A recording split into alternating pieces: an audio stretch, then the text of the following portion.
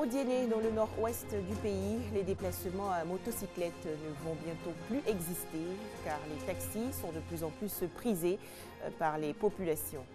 Toujours en Côte d'Ivoire, une enquête sur l'évolution du niveau et des conditions de vie des populations. C'est une initiative du Centre de recherche et de formation sur le développement intégré. Enfin, 23 août 1939, l'Allemagne nazie et l'Union soviétique concluent un accord. Mais quel est le contenu du pacte germano-soviétique? On en parle en fin de journal. Merci de suivre RTI2. Bonsoir à tous, bienvenue. Je vous le disais dans les titres, les motocyclettes ne seront bientôt plus utilisées pour les déplacements des populations à Haut-Dienné dans la région nord-ouest du pays. En effet, pour éviter les accidents moto, la municipalité a mis récemment en circulation 2 taxis destinés au transport payant des usagers. Cette mesure est encore au stade expérimental, mais les résultats sont étonnants. Regardez.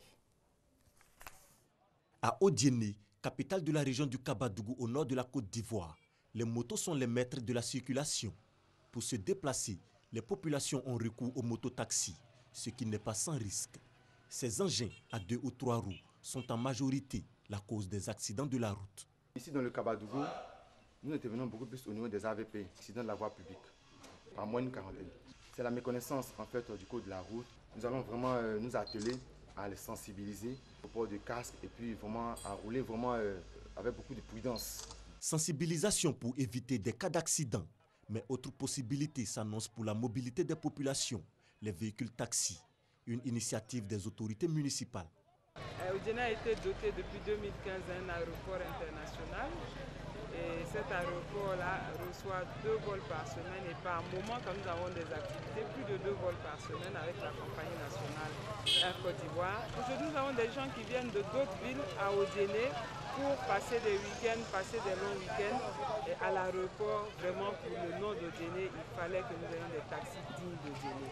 Et nous espérons que le privé va suivre après et que nous aurons des compagnies de taxis pour pouvoir équiper la ville pour que le problème de mobilité soit un problème définitivement résolu. Les taxis sont actuellement à l'essai dans la ville et déjà des habitants conquis. Nous sommes en joie aujourd'hui. On ne va plus se déplacer à moto pour aller à l'hôpital ou au marché. C'est un grand geste de la mairie pour soulager la population. Dès qu'il y a un taxi là même, trois la même, moi je vais ouvrir le taxi en même temps. Donc il a tenté, il fait tout possible pour faire permis aussi et ouvrir le taxi voiture. Il y a d'autres clients qui souffraient, quand ils viennent aller à la maison, souvent il y a la pluie, c'est un moto-taxi qui est là. Il y a beaucoup qui ne supportent pas l'arrivée des taxis, les nouveaux taxis à Haut-Dienné. Vraiment, on ne sait pas comment il faut le remercier. Le mot nous manque. Oui, ça va changer beaucoup de choses parce qu'on serait toujours à l'heure au travail. On ne serait plus obligé de prendre des taxis motos. Ça va beaucoup éviter les accidents. Les taxis à Haut-Dienné, une contribution au rayonnement de la commune. La ville s'ouvre de plus en plus au monde. Elle a abrité en mai dernier le Forum régional des villes intermédiaires. L'événement a réuni plusieurs pays africains. Voilà des précisions de Moussa Konaté.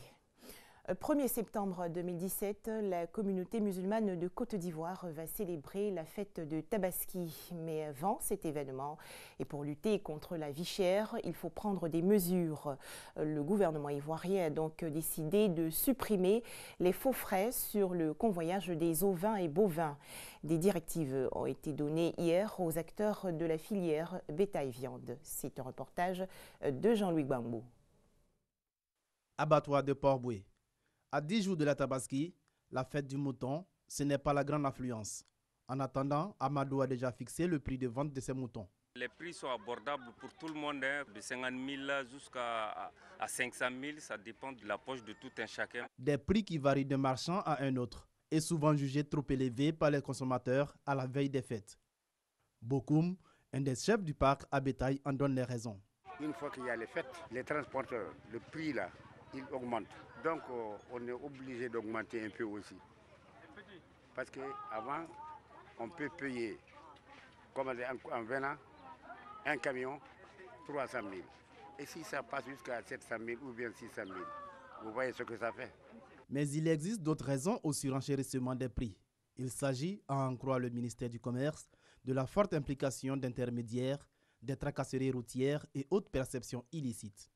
La rencontre avec les acteurs de la filière bétail a été l'occasion pour le directeur du commerce intérieur de rappeler les dispositions prises pour lutter contre ces faux frais. Il est bon de rappeler à l'ensemble des acteurs l'ensemble du dispositif de lutte contre les faux frais dans la filière bétail et viande, à travers donc l'unité de lutte contre le racket, avec l'appui des préfets, des forces de l'ordre, pour, je dirais, sécuriser les routes d'approvisionnement et permettre donc au bétail de pouvoir arriver dans les marchés terminaux sans trop d'entraves. Des mesures qui ont rencontré l'approbation des acteurs de la filière. Les décisions sont très bonnes, mais il faut les appliquer sur le terrain, qui n'est pas toujours aisé. Mais nous espérons que le gouvernement prendra toutes les mesures nécessaires. Nous sommes prêts à faire venir beaucoup de commerçants afin que le marché soit abondamment ravitaillé. Selon les acteurs de la filière, ces mesures du gouvernement, si elles sont respectées, contribueront à faire baisser le prix du mouton. Autre actualité, comment vivent les populations en Côte d'Ivoire? Quel est le niveau de pauvreté dans le pays? Une enquête a été réalisée par le Centre de recherche et de formation sur le développement intégré. Il s'agit pour cette organisation non gouvernementale d'évaluer le niveau de vie des populations. Les explications de Patricia Oumouetia. 55% des Ivoiriens s'informent par la télé, 47% par la radio et 59% dénoncent la corruption. Ces chiffres sont entre autres les résultats de l'enquête d'opinion réalisée par l'ONG Centre de recherche et de formation sur le développement intégré. Cette étude a porté sur 3 thématiques: les conditions de vie économique des Ivoiriens, la corruption et l'accès à l'information. L'échantillon, c'est 1200 répondants. Donc les strates, il y a le milieu de vie, c'est-à-dire urbain, rural, et puis les régions. Lorsque nous essayons de capter un peu leur impression par rapport à l'avenir du pays au niveau économique, ils répondent en majorité que c'est bon. L'enquête Afrobaromètre a pour but de servir aux décideurs comme outil de décision, comme outil aidant à la prospective, c'est-à-dire la programmation, à la planification. Elle a pour but aussi de servir aux organisations de la société civile. L'enquête d'opinion sur les conditions de vie économique des Ivoiriens, la corruption et l'accès à l'information a duré 1 an. L'objectif est de contribuer à améliorer les politiques publiques pour une bonne condition de vie des populations. Bouaké, dans la région de Bouaké, 85 professionnels de la santé ont bénéficié récemment d'une formation sur la couverture maladie universelle et la gestion du panier de soins. La CEMU, faut-il le préciser, est un système de protection contre le risque maladie au bénéfice de l'ensemble des populations vivant en Côte d'Ivoire. Alerte à la fièvre jaune en Guyane. Un cas a été recensé dans le pays pour la première fois depuis 1998. À noter également que la personne infectée est décédée. Le virus de la fièvre jaune se transmet par la piqûre de moustiques infectés. Des affrontements la nuit dernière entre migrants africains et afghans lors d'une distribution de nourriture à Calais. C'est dans la région nord de la France. On dénombre environ 21 blessés. Découvrons à présent le quotidien des populations hindoues du Pakistan. Des milliers d'entre elles, victimes de persécutions religieuses dans ce pays, se sont enfuies en Inde voisine. Elles espéraient une vie meilleure, mais elles ont vite déchanté car en Inde, elles subissent les lourdeurs bureaucratiques. À quelques kilomètres des maisons bleues de Jodhpur qui font la fierté du Rajasthan, des campements d'émigrés hindous venus du Pakistan. Depuis 70 ans et la partition entre l'Inde et son voisin majorité musulmane, ils sont des milliers à avoir traversé la frontière pour des raisons religieuses. L'hindouisme était en train de mourir là-bas.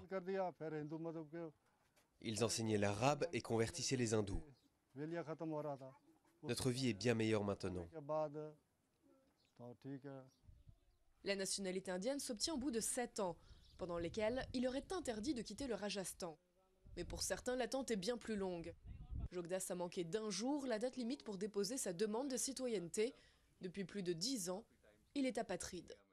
Si je dois payer le prix pour avoir dépassé d'un jour la date limite, pourquoi est-ce que le gouvernement ne ferait pas de même pour avoir retardé ma citoyenneté de 11 ans? Pourquoi est-ce que le gouvernement ne nous reconnaît pas comme citoyens? Sans papier, une fois leur passeport pakistanais expiré, la plupart des immigrés vivent dans des logements illégaux, sans eau ni électricité, et travaillent dans des carrières de pierre. Kana Ramji est devenu citoyen indien en 2005, mais vit toujours dans un logement illégal. On n'a jamais rien reçu, et on erre d'un endroit à l'autre comme des vaches. Alors on arrive à survivre en travaillant dur, on ne meurt pas de faim, mais on ne vit pas comme des êtres humains. L'Inde n'a pas signé la Convention des Nations Unies sur les réfugiés et refuse de leur reconnaître ce statut. L'arrivée au pouvoir du Premier ministre Modi, pro-hindou, a suscité des espoirs, vite déçus. Alors oui, il a accordé des choses, mais pour l'instant, ce ne sont que des mots. On attend toujours de les voir appliqués sur le terrain. Plus de 500 000 émigrés hindous vivent actuellement au Rajasthan. Certains, découragés, finissent par retourner au Pakistan, où ils représentent 1,5% de la population. Enfin, 23 août 1939, signature à Moscou du pacte germano-soviétique. Cet ensemble d'accords diplomatiques et militaires entre l'Allemagne nazie et l'Union soviétique comportait également une clause secrète. Les explications de Herman Niamien. Les premières initiatives belliqueuses de Hitler s'accompagnent, comme il va de soi, d'un brutal regain de tensions en Europe. Staline soupçonne les Occidentaux de vouloir détourner vers l'Est les appétits de conquête de Hitler. Il croit voir dans le lâchage de la Tchécoslovaquie à la conférence de Munich en septembre 1938 la confirmation de ses craintes. 5 mois après la conférence de Munich, commence à émettre des revendications sur la Pologne et réclame en particulier Danzig, ville libre selon les termes du traité de Versailles de 1919. Le couloir de Danzig assure à la Pologne un accès à la mer, mais présente pour les Allemands l'inconvénient de séparer la Prusse orientale du reste de leur pays.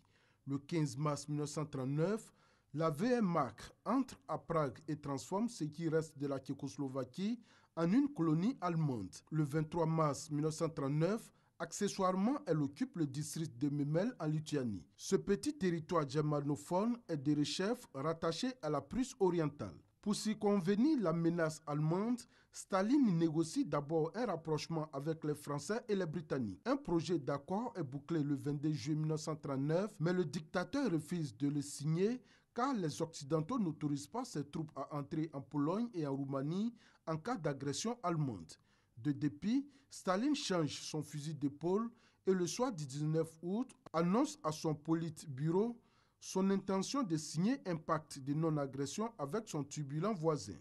À Berlin, Joachim von Ribbentrop, ministre des Affaires étrangères depuis le 4 février 1938, convainc Hitler que les Occidentaux sont trop timorés pour jamais oser répondre aux provocations allemandes et l'entraîne dans un rapprochement avec Staline en vue du dépeçage de l'Europe centrale. Lui-même se propose d'aller à Moscou négocier un partage de la Pologne et des pays baltes. Le 21 août 1939, Berlin propose officiellement à l'URSS un pacte de non-agression sous le prétexte de mettre un terme aux provocations de la Pologne. Le pacte est bouclé 3 jours plus tard par von Ribbentrop et son homologue soviétique Vyacheslav Molotov. Il est conclu pour une durée de 10 ans. Les thèmes méritent d'en être rappelés. Les autres parties contractantes s'engagent à s'abstenir de tout acte de violence, de toute agression, de toute attaque l'une contre l'autre, soit individuellement, soit conjointement avec d'autres puissances. Le pacte inclut une aide économique de l'URSS à l'Allemagne avec d'importantes livraisons de blé, pétrole et matières premières. Celles-ci se poursuivront jusqu'à la rupture du pacte 2 ans plus tard. Une clause secrète prévoit le partage de la Pologne en zone d'influence allemande et soviétique, la limite passant par les fleuves Narew, Vistule et San. Une autre clause secrète prévoit la livraison à l'Allemagne nazie des militants communistes allemands réfugiés en URSS. Merci de nous avoir suivis. Merci de rester fidèle à RTI2.